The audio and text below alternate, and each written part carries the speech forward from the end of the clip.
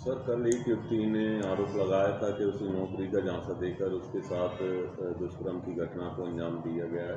क्या मामला था?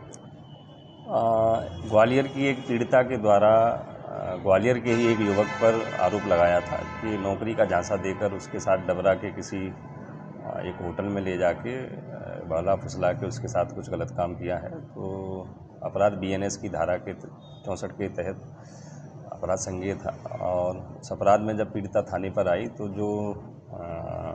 चूँकि ऐसे मामलों में महिला पुलिस उप निरीक्षक के द्वारा ही उसके बयान लेखबद्ध किए जाएंगे और उसी के द्वारा घटना की तस्दीक करा के प्रथम सूचना रिपोर्ट लेखबद्ध कराई जाती है। तो थाने डबरा शहर में महिला उप निरीक्षक के द्वारा जब उसका स्टेटमेंट लिया गया और जब उससे एफआईआर लेखबद्ध कराने की बात बताई गई तो वो अपनी बात से मुकर गई और उसने ये कहा कि मैं अपने आवेदन पर कोई कार्रवाई नहीं चाहती हूँ। और इस संबंध में उसके द्वारा वीडियो रिकॉर्डिंग भी कराई गई। चूँकि प्रकरण में पीड़िता बालिग है और उसके द्वारा जो अपने निर्णय पर लिए जाने का उसे पूरा अधिकार है और पीड़िता के द्वारा मना करने पर उसमें प्रथम सूचना रिपोर्ट पंजीबद्ध नहीं की गई थी। सर, क्या माना जाए, कई बार इस तरीके के मामले आते हैं, पीड़िताएं थाने तक आती हैं, आवेदन देती हैं, बाद में रिपोर्ट करने से मुकर जाती हैं। क्या ये मामले ब्लैकमेलिंग की ओर इशारा करते हैं?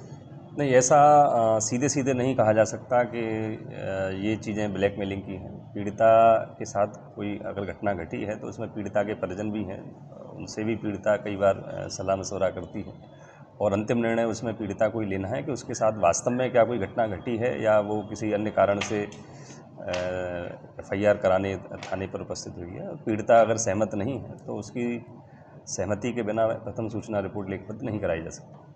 तो कल भी देखने में आया और पीड़िता के जो परिजन थे और जो आरोपी के परिजन थे वो बार बार दबाव बनाते रहे कंप्रोमाइज़ के लिए। क्या अब पीड़िता का पूरा स्टेटमेंट इसमें नोट करा गया है और पीड़िता से इस संबंध में तस्दीक भी कराई गई है कि आपके पास कोई बाहर से दबाव या कोई परिजनों का दबाव या किसी अन्य व्यक्ति का या किसी पुलिस का कोई दबाव है या नहीं। तो पीड़िता के द्वारा इसमें स्पष्ट रूप से नकारा गया है और उसने कहा कि मैं स्वेच्छा से अपनी बात कह रही हूँ, मेरे ऊपर कभी किसी का कोई न प्रलोभन है न कोई बाहरी दबाव।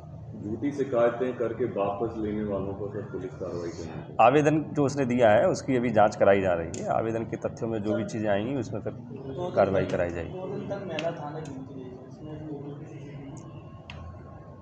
पीड़िता जब थाने पे आई थी तो उसकी महिला के द्वारा ही उसके चूँकि बयान लेखबद्ध किए जाने हैं और प्रथम सूचना रिपोर्ट उसकी तस्दीक के बाद महिला उप निरीक्षक के द्वारा ही कराई जानी है, इसीलिए इस प्रकरण में थोड़ा सा समय लगा।